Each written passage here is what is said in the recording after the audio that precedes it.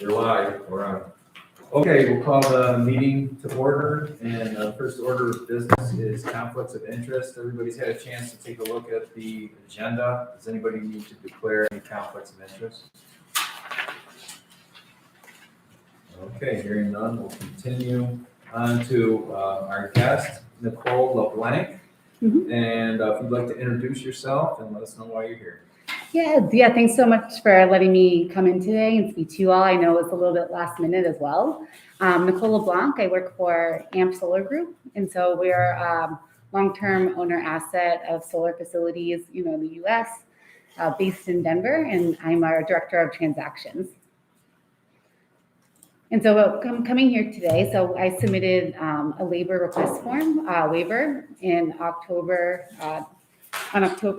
19th of this year. And so this is in regards to, I believe it was in mid-2020, there was an application to the IDA that was submitted on behalf of the project companies in order to utilize 90% local labor. And, after we acquired the company from the developer, we realized that, being able to obtain 90% was very limited, especially with the construction budget, scope, and timeline in order to implement and get those transacted. So the waiver itself outlines what efforts we took in order to use localized labor, efforts we have taken since, and then efforts that we're taking in order to utilize localized labor for the operations and maintenance term of the system.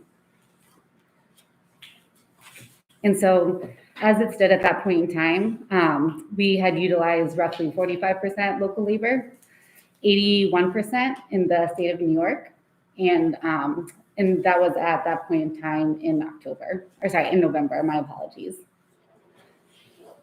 And so as it's coming down the line, we are coming up at the end of construction, and one of the reasons why I wanted to talk to you all today is because we were not able to fill our obligations. What else can we do with the county in order to, make, yourselves whole, make us a good partner to the county, and then next steps moving forward. Just to be clear, we're not Allegheny County, we're the Allegheny County IDA, so Yeah. we are a separate entity. Okay. Just, I just want to let you, because I'm sure different states. Yeah, it's all, Structure yeah, different, I so- appreciate it. Thank Okay, you. yep. Okay. Do you also want to fill the board in on where you are with the town? Yeah, no, thanks so much, Dan. Yeah. And so yesterday we did meet with the town of Hume. So, based upon what I heard as far as like the historical knowledge of the project, this was a requirement explicitly, requested by the town itself. And so we've been working with the town over the last couple of months, talking to them about what we can do. Also, similarly to with the IDA, be a better partner because we weren't able to transact on something that we had initially committed to. And so we had a really fruitful meeting with them last night. Everyone, I think, believe that there's a path forward. And so we still have some negotiations, and we haven't, put pen to paper as far as next steps. The town has asked for additional funds on the host community benefit agreement, and how we are looking at those numbers. And hopefully we'll come back to them within the next day or so, and get that executed and being able to move on from this. But unless, Dan, you have another interpretation of last night, I thought it went very well. And the town board has not officially voted on anything yet, but there was the two town board members present, the supervisor and deputy supervisor, and they seem pleased with presenting to their full board once they see the actual agreement. Mhm. That the town attorney and your attorney are working out to present it to the full board. Absolutely, and just let you all know too, some of the other options. So the town explicitly, after some initial talks, asked for an increase to the host community benefit agreement. But other options that AMP offered and put on the table were a scholarship fund for graduating, high schoolers in the community, as well as a donation to the Allegheny Training Center, which Dan has previously mentioned would be a really great source of funds. Specifically as it relates to, what was intended here with local labor, and that was also the intent behind offering the scholarship as well.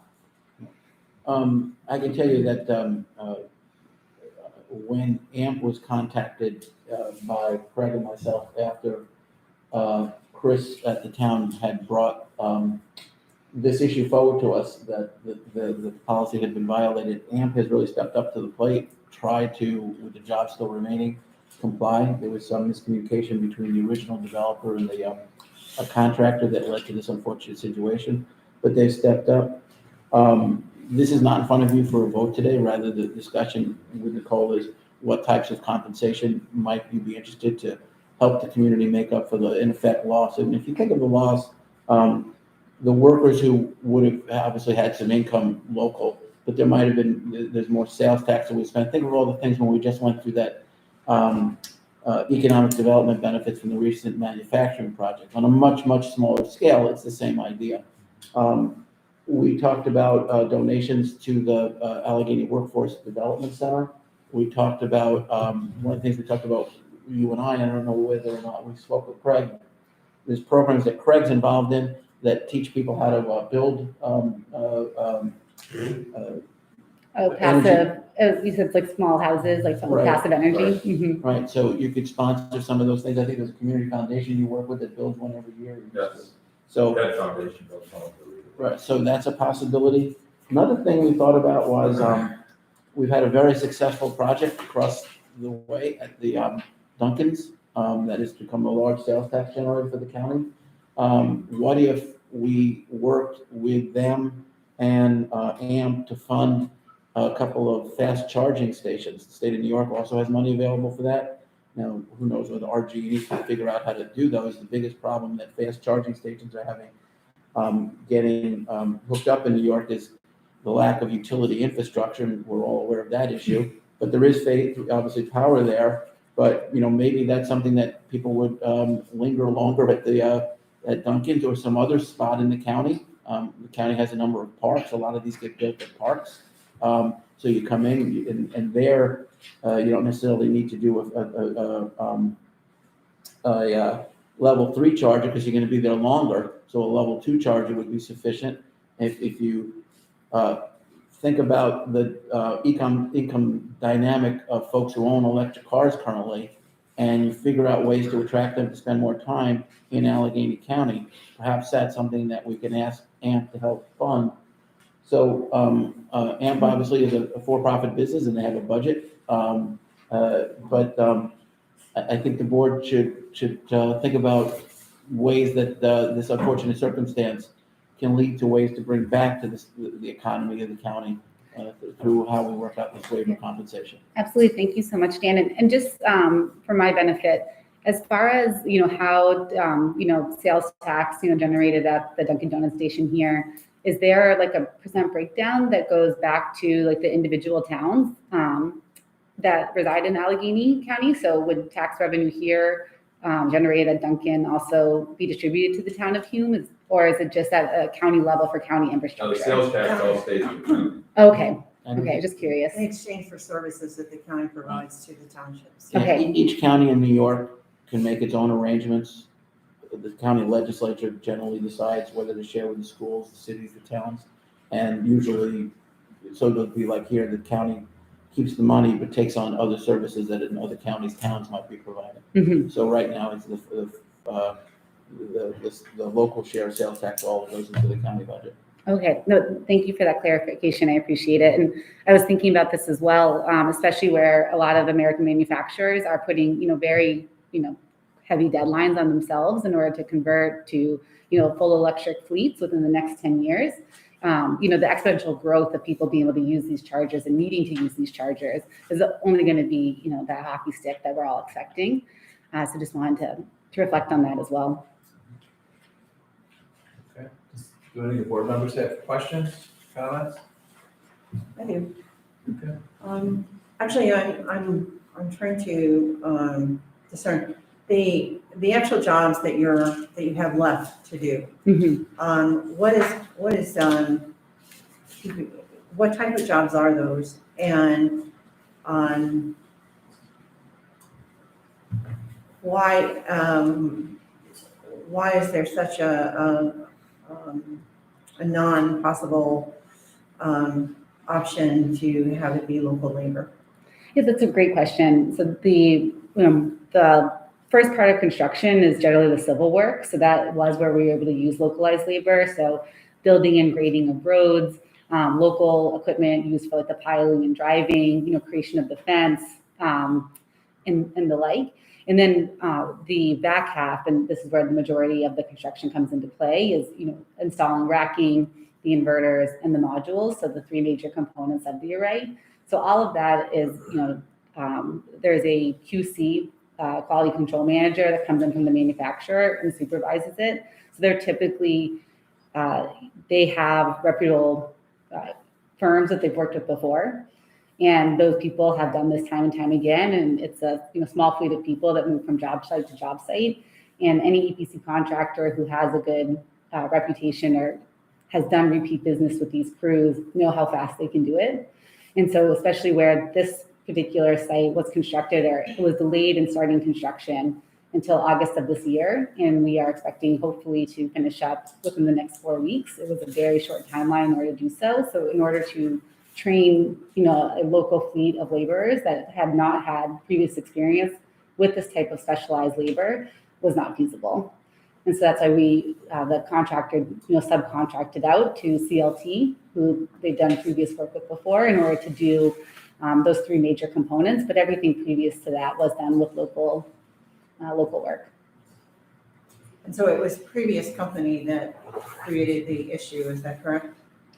When you say previous company, developer, the developer, it was the developer who had signed the ACIDA station as far as the application to the IDA. So AMP is a relatively new partner in this project, is that what you're saying?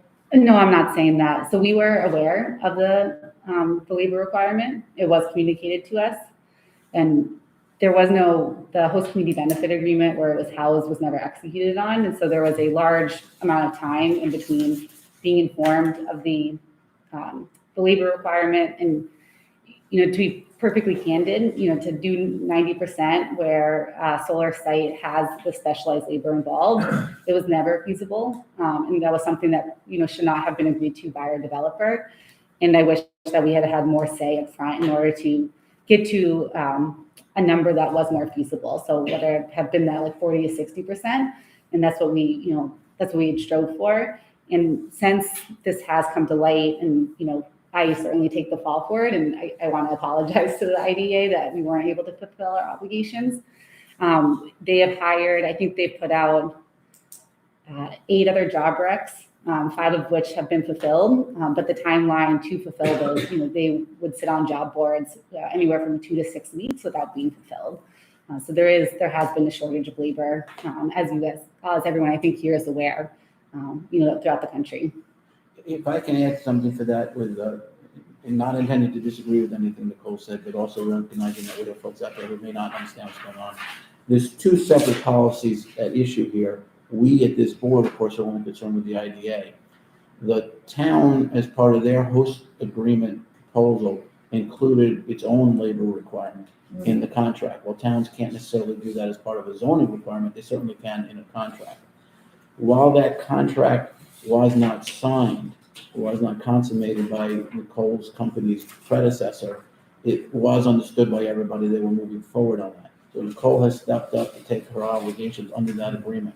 We are here because our policy was in effect, and that it's not uncommon in our work across the state to see people come to IDAs and say, hey, look, we just can't find the people, and then prove that they tried. Here was a case where apparently the contractor was unaware, for whatever reason, that they had to do this under our policy, and frankly, until the town called them out, didn't attempt to do so. Nicole then stepped in and has made the best effort she can to rectify the situation, but the horse was mostly out of the barn. You are only dealing, though, obviously, with a situation where you had a labor policy that was not followed as a result of the miscommunication, whatever reasons, and therefore the waiver only affects that. But the agreement that Nicole and I referenced at the beginning of this discussion, that's with the town. It's up to the town to sort that out as they see fit. But this is our policy, that we have a local labor policy, and that Craig is responsible for enforcing. Generally after the fact, we assume unless somebody comes to us for a waiver, that they filed it. They provide us certifications after the fact that they've complied with everything, sales tax and all of those things as part of Craig's job. And this is one of those issues. And to my knowledge, this is the first one that's come up where we've unfortunately had a situation where local labor wasn't used. So. And I don't wanna Not meaning to disagree, belabor it. yeah. I don't want to absorb the conversation. But just one more question. So the contract with the town is for a different percentage than what our percentage is here at the IDA? It's a host agreement. It's different than ours. Different. You're talking about money-wise or No, labor-wise? labor. I thought that they were duplicating our. The labor wise is very similar to. Yeah, I Oh, think that okay, the so It's language almost the has, same, Shouldn't be, 90%. yeah. right. Mhm. So it's not like one was 95% and the other No, one was it's still, 30%. they use Okay. the same It was format. the I think same. they used our policy to formulate that portion of their Right. contract. Okay, thank you. Doug or Randy, do you have anything? Maybe you've already covered this, and I didn't hear you clearly, but is this project unique? Are there other projects where you've had a problem with the, requiring, with the labor requirements, or So- is this the only one? This is the only one that the labor requirement was, signed by a previous developer. We do have other IDA pilots in place throughout the state. However, and this is more typical of a solar farm, especially where our timeline is so short and so specialized, where the economic opportunity is promised in the form of, vegetation, landscaping management, and doing more of like the back end work that is, feasible over the lifetime of the project, anywhere from 25 to 40 years. And so, to speak to that a little bit more, if you were to look at the local labor that was utilized, day one of the project, it would have been closer to that 90 to 100% because of that civil work on site. And then of course, now where specialized labor is used, that number is depleted. And as we are in the middle of winter, crews are, flying in, to get this done as quickly as possible. And so there's an economic value, of course, with hotels and food, lodging, and the like there. And I just wanted to reflect on that. But going from 100% on day one, and then, logistics and, a couple operations, on day 90 of construction, there's obviously to be able to keep that 90% the entire way through would be very difficult. Randy, anything? Yeah, I have a couple of questions. The fact, in looking at your letter to Craig, you indicate that there are some positions, it took 3 to 7 weeks, that these positions have been open, but yet but things have been progressing. What's been the economic benefit of not filling these jobs? Excuse me? What has been the economic benefit to you of not filling these jobs? You're on schedule, you started in August, there's some number of jobs that haven't been filled. What's the value of that to the contractor? And so just let me make sure I'm understanding your question correctly. So has not being able to fulfill some of these jobs slowed down our construction, and what was the? Yeah, what you indicate, it would appear that has not, is that correct? That you're on schedule? We are not on schedule. You're not on schedule. We are not You're on gonna schedule. You're gonna be completed in 4 weeks.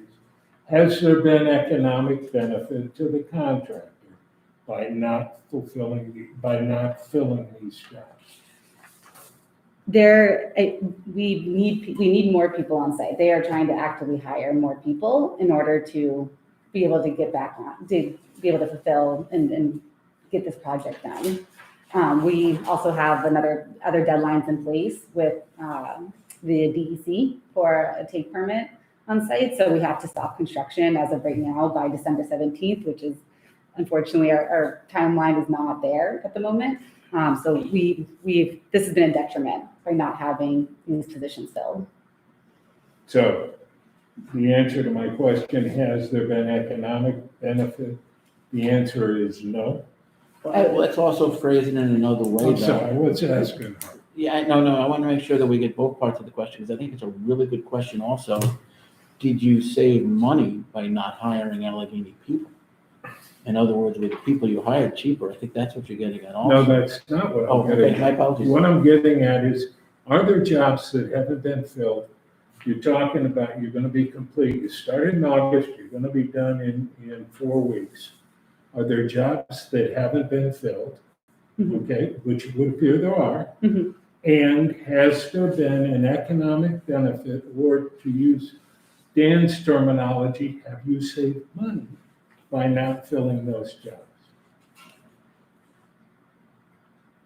I want to make sure I'm answering the question correctly. And so the question is, have we saved money by not fulfilling these jobs? We are paying more in order to try to move as quickly as possible. And so it would be of benefit if we could hire locally, because it makes sense to not, if there's a logistics person, someone who can be trained very quickly and can, sit in the office and not have the specialized labor that we were talking about previously. If we are able to hire that person locally as opposed to fly them in, that would be a much more economical situation and outcome than, the one that we're currently facing, where we need people on the site.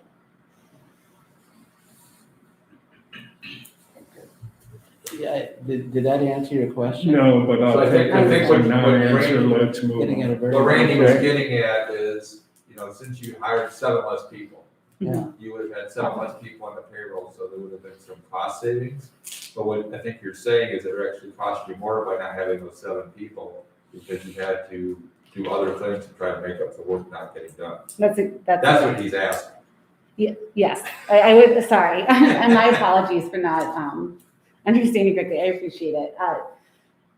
I believe what you said, Craig, is Right. exactly what I was trying to say. Is it would be a benefit of, and it would have saved the company money to be able to hire some of these positions locally. So based on your take permit, are you done working for the winter and you have to start up again?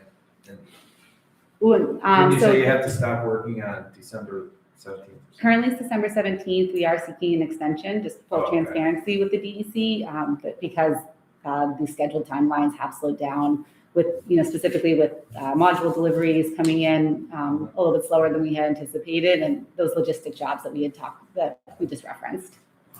So do you think it's gonna be approved and you're gonna be able to finish the job this winter or not? I very, very much hope so. And we've been in discussions with DEC. We're probably going to be seeking that extension today. And then DEC has been really great to work with, especially on this one incidental take permit for a short-eared owl over the past several weeks. And we're hoping that we can get it another couple weeks before we're fully shut down. Thank you. I'm concerned though that Randy didn't get a full answer, and it is a really important point. This is the same point that Chris brought up last night for the call about they didn't hire locally. There was a loss of income to the community. Was there a benefit to the company as a result of, DEFCON is hired by you to carry things out in the most efficient manner getting, and I think that's what Randy's getting at. I think that's what Chris was getting at too. And in terms of this board's responsibility, it's an economic development organization. Just as Chris was trying to understand for the town last night, I think the board is trying to understand what's the economic impact of the hiring and the vacancies in particular, I think is what Randy was asking about.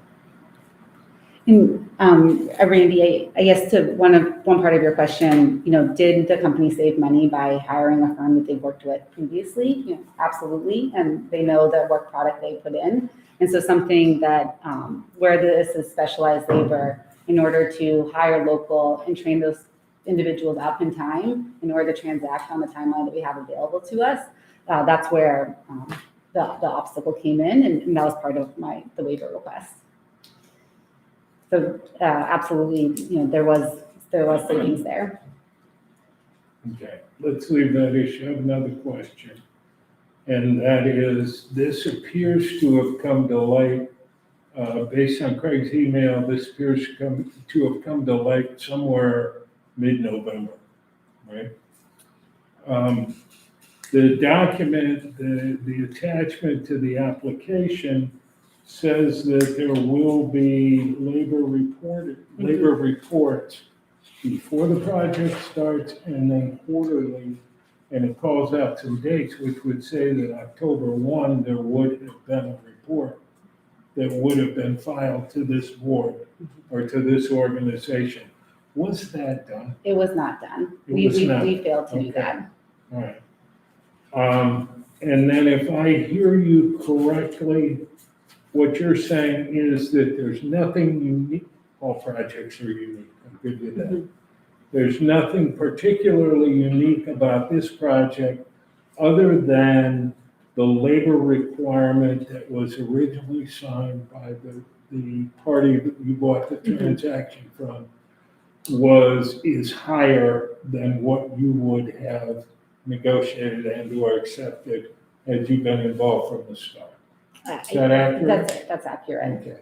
But that documentation was available to you and due diligence was available to you to have known that that 90% requirement existed, Yeah. correct? Correct. So Okay. I have here a request for proposal. So this was sent to all bidders of the sites in October of 2020.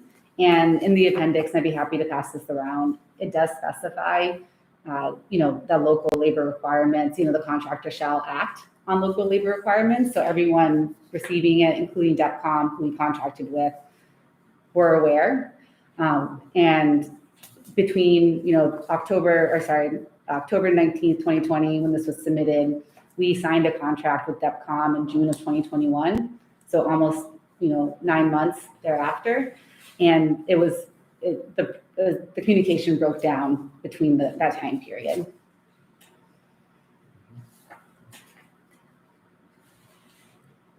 That answers my question. Any other questions? I just have one, I guess. Full disclosure, I live in the town of Hume.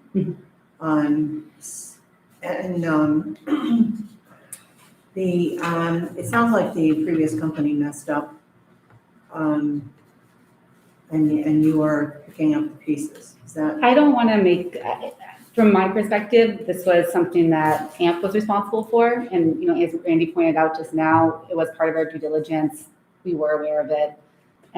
So I'm here and, respectfully taking up your time, first and foremost to apologize. And secondly, want to make the county and the town whole, because there was, as I said, between that time period, there was a miscommunication and unfortunately we did not transact on the attestation that we signed.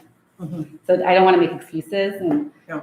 I appreciate that, and that really wasn't the question.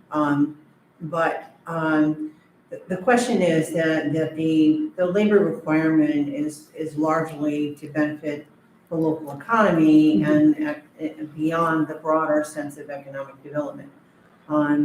It sounds to me like even though you've contacted these other companies, and none of them are that close to the town of Hume. I mean, Porterville is the closest. But I think my concern is, and not because I live in the town of Hume, but I would say this about the town of Hort at the other end of the county, that the local township is the one who is suffering the loss in this in terms of employment and therefore incentives in the local economy in terms of people being able to purchase food and so on. So I would hope that whatever amends that are made are certainly going to be localized enough. You mentioned the scholarship. You mentioned charging stations at the crossroads, which doesn't really pertain to the town of Hume much. So I would just like to see that any measures that are taken are going to benefit the local economy and the surrounding townships as well of the town of Hume. Yeah, absolutely. And that was a big part of our conversation that we had with Hume yesterday. And Mr. Buck, your town attorney, when this discussion started happening, he also handed over a list of contractors who we've reached out to the list, some of which were applicable. Some of them were direct competitors of DEPCOM. So of course DEPCOM would not be contacting their competitor to complete that work, bigger firms such as Creature, Black and Beach.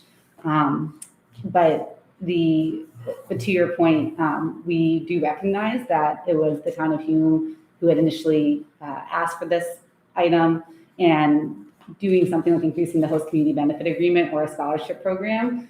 That's how we thought about directly infusing the town with that benefit.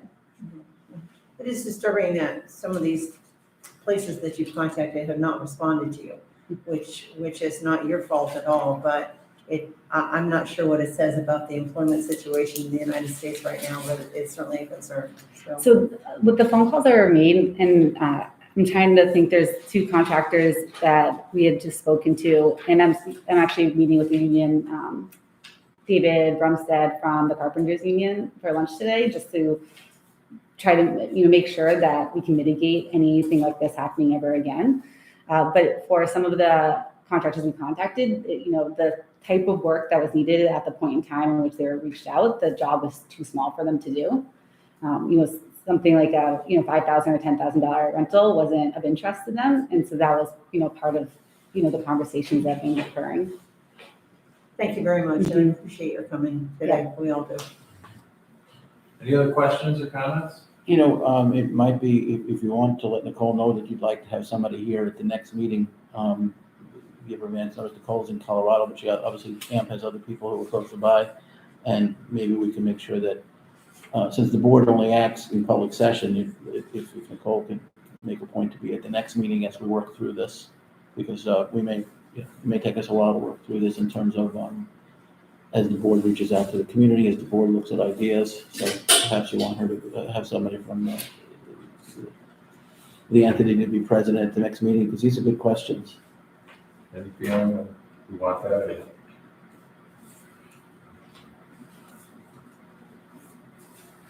Yeah, I don't know if it's really, Do you think it's necessary, Dan? we have time to decide that we can talk. We have time. I just want to put her on notice that, Right, that you may ask. that, Okay.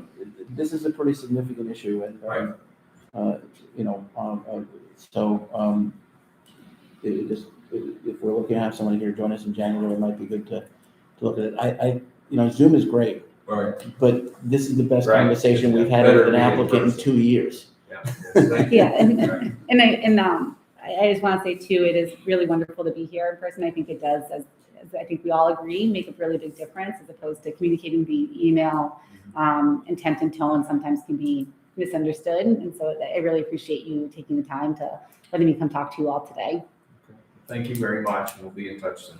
Okay, thank you. Thanks. Thank you, Nicole. thank you. I appreciate it. Travel safe. Is there anything else I can do for you all today? No, we're fine. Okay, thank you. Thank you for being here.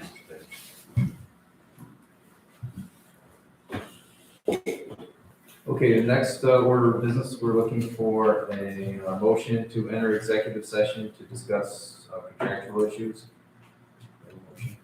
So moved. Judy? And Doug? Any discussion? All in favor, say aye. Aye. Aye.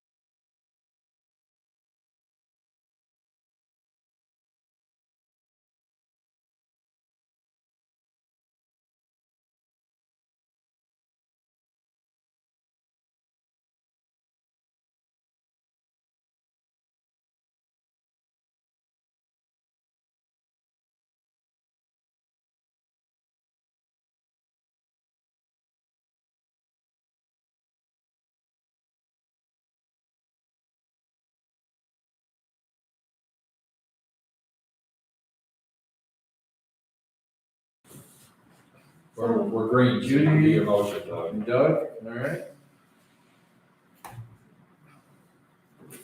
Thank you for bearing with us. Was that correct? Yep, we're live, Okay. we're green again. The next order of business is approval of minutes. I'm looking for a motion to approve the board minutes from October 14th. So moved. Judy? You have a second? Doug? Any discussion? All in favor, say aye. Aye. Opposed? Thank you. And now on to the treasurer's report, and I need a motion to approve the abstract report for November and the abstract report for December is in our packets. With a motion to approve those? So moved. Randy? You have a second, please? I'll second. Doug? Okay. Any discussion? All in favor, say aye. Aye. Opposed? Okay, thank you. And now on to the banking and financial summaries. I need a motion to approve the November report and a motion, and the December report. So Want moved. this separate? Randy? Is I think we did it together. Yeah. together? And I need a second. Second. Judy? Okay. Any discussion? All in favor, say aye. Aye. Aye. Okay, we don't have a building maintenance report. Just right? that you've already passed the bills, but we've got the new roof on for everybody notice, so no longer any water leaks. So we're having, look at all the roof, all the ceilings, and we're gonna be fixing all the ceilings, so that's the next order of business. There's a few water spots, but not bad. Who's gonna fix the ceilings? Since Steve's gonna do it, right? Is he? Okay. Yeah, I mean, there's only one that's a major, all of them are small, and if, I said if he doesn't want to, I'll hire somebody. Okay. I think he's fine. Thank you. Under action, any action items? Doesn't look like it. Old business. Review of Hume Solar Project. Just did that one. Okay. So then Dan has some updates on the other solar projects. Okay. I literally just got a text a couple minutes ago. Oya is, on the two Independence projects, is construction slated to begin in late spring. Needless to say, I reminded them to make sure that. Follow through. Follow through on the local labor. I believe that NSF in Belfast is pretty much done. They do not have to take permits, so they don't have the same deadline. But I did send out an email to Dave Norwood, who no longer, so NSF no longer owns them. That's the company that came to us for some assignments, so they're finalizing the finances, but those seem to be going fine. I've not heard from the two Cuba projects where they stand, if they've moved I forward haven't heard. to closing. Nautilus signed, it's a host agreement with Burns. We have a copy of it. So that's all, and that went, according to their building inspector, that's all built and done. So everything's moving forward. And then the wind. So, Alley Cat is continuing to move forward. Alley Cat won a couple of huge court decisions. Their permits were upheld by the Fourth Department. And in addition, the town of Farmersville lost a case where they tried to undo the road agreement.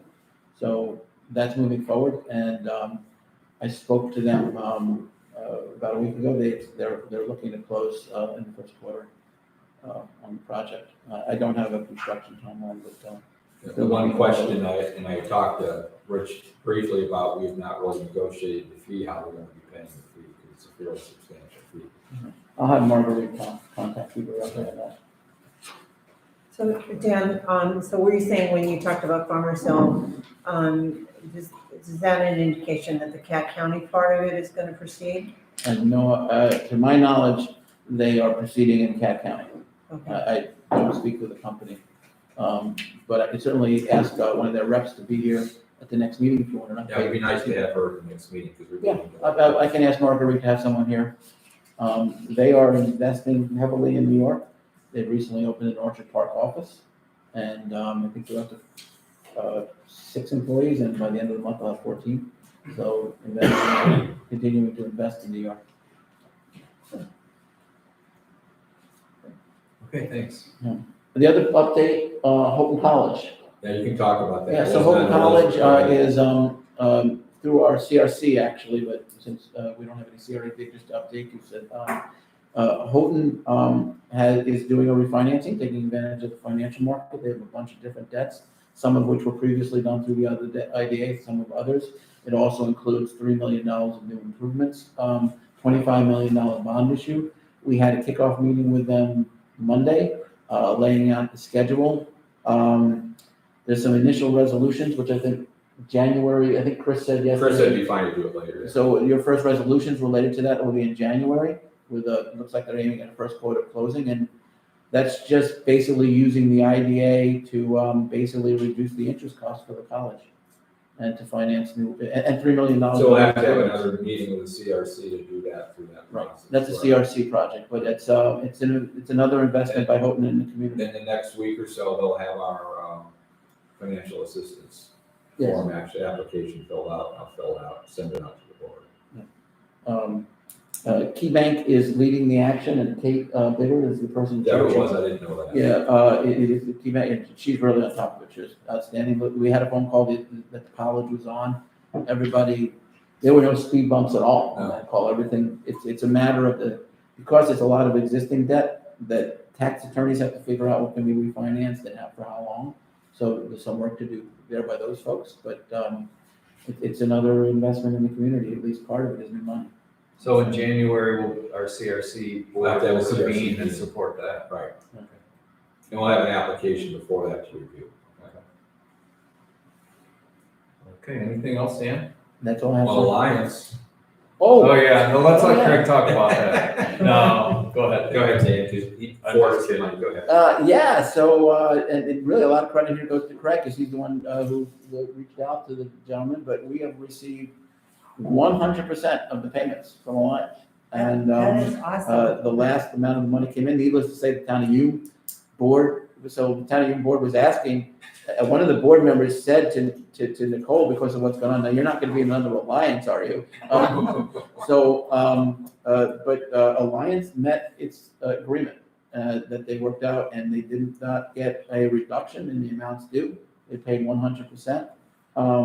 The new pilot will now go into effect. Related to that, it's very difficult to run a gas peaker plant in New York. We may have seen the headlines that the state just turned down rebuilding 2 plants, which would be for a long life, one in New York City and one in the Hudson Valley, because they don't want any fossil fuel plants. So it's a difficult business they're in, but considering that we thought we were gonna end up foreclosing on a plant and selling it for scrap, this has just worked out. The last message from Sam was actually, they are gonna be active up there again. Yeah, so there is. So that's why they led to all this, because they were gonna reactivate something. Which made sense. Why would they why would they pay us unless they think they're gonna be voted? And there certainly is, if you read the NISO report that just came out, there's very thinning margins in terms of the background, closing Indian Point and other things, have really created a loss of a certain backbone generation. So hopefully there's an opportunity for them to increase employment and pay their next pilots. Well, thanks for all your work. Yeah, And, appreciate it.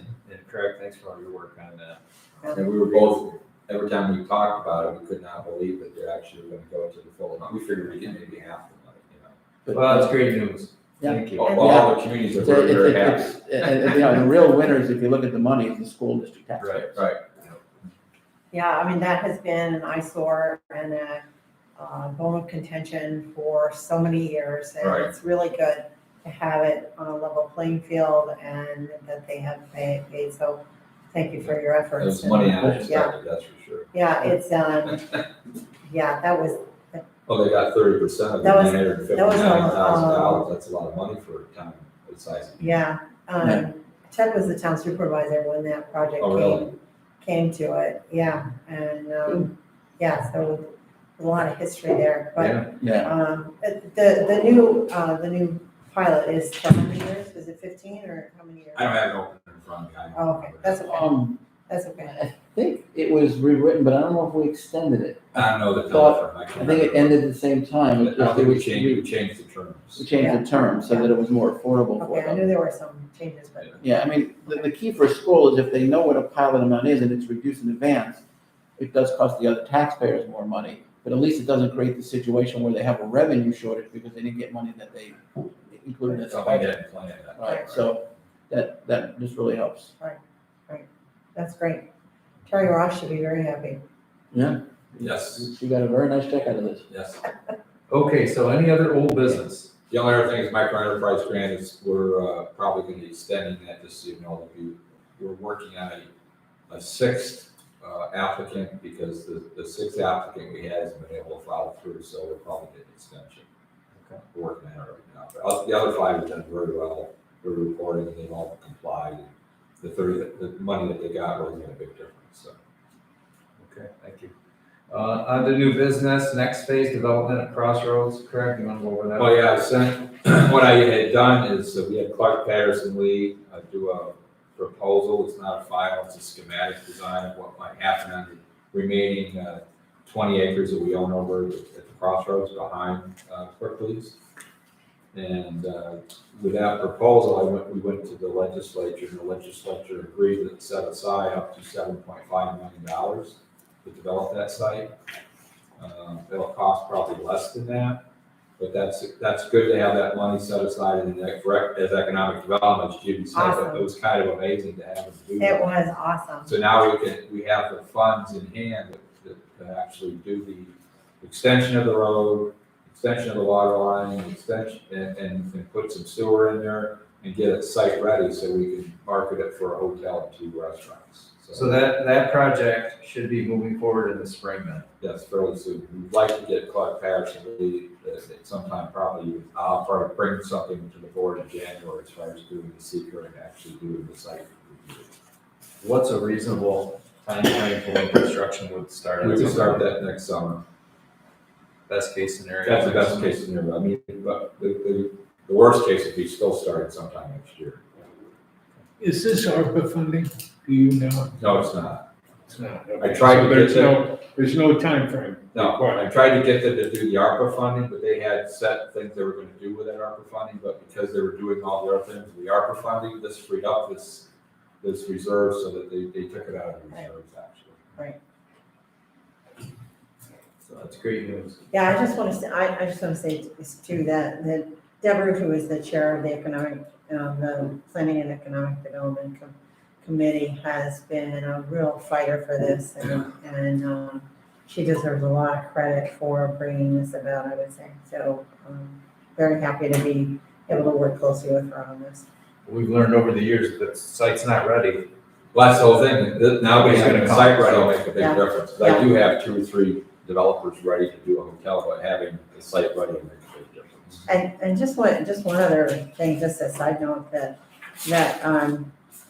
there was an article in the Leslie Sun that referred, where Deb referred to the Hopkins plan, and you may have heard that mentioned in recent months through the legislature. And that is a referral to the Ted Hopkins plan that many years ago, when Ted was chair of Planning and Economic Development Committee, he recommended that a portion of the budget be put aside for economic development every year. And this is a step in that direction. So I think that knowing that the use is a really good one in getting this area site ready, I think we'll see big results out of it. And I would hope that the new legislature would follow through with further on something like this. You gotta have wins, and if you have, this will be a win, then I think they will. This would be a big win. So, All right, thanks, Judy. Any other new business? Okay, and I guess I need a motion to adjourn. someone? Judy and Doug. Okay, thank you, everybody. We're done. Okay.